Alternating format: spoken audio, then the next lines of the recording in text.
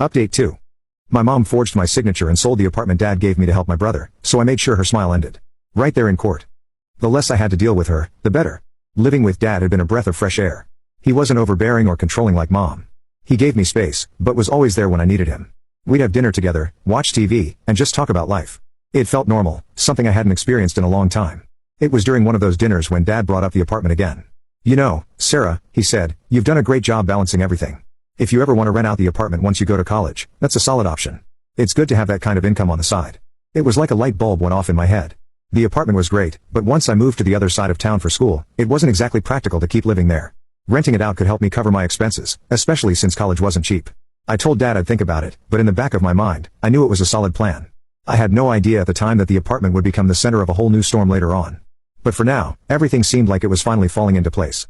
I had Dad's support, my own place, and a future that felt like it was mine to shape. After a couple of years, my dad passed away, and everything flipped upside down again. It's hard to explain what it feels like when you lose someone like that. Dad had always been my steady rock, the one person I could count on. So, when he got sick, it hit me hard. Cancer is a cruel thing. It took him faster than I ever expected. One day, he was just fine, and the next I was watching him get weaker by the day. I quit my job to take care of him. It wasn't even a question. I'd do anything for him. By the time he passed, I was completely wrecked. I'd put everything into taking care of him, and suddenly he was gone. The apartment was mine now, fully in my name, and I should have felt some relief knowing I had a place to stay.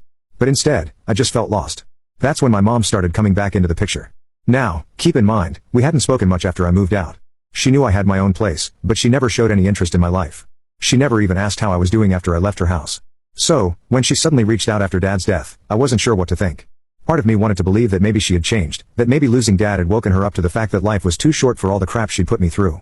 I was grieving, so I guess I was vulnerable and wanted to believe she was trying to be there for me. At first, it seemed okay. She called me a few times, checking in, asking how I was doing. I wasn't exactly warm and welcoming, but I also didn't push her away. I was lonely, and it was nice to have someone asking about me for once, even if it was her. The conversations were pretty surface level. She never brought up anything from the past, and I didn't either. I wasn't ready to dive into all of that, and honestly, I didn't think she would ever be ready to take responsibility for her part in everything.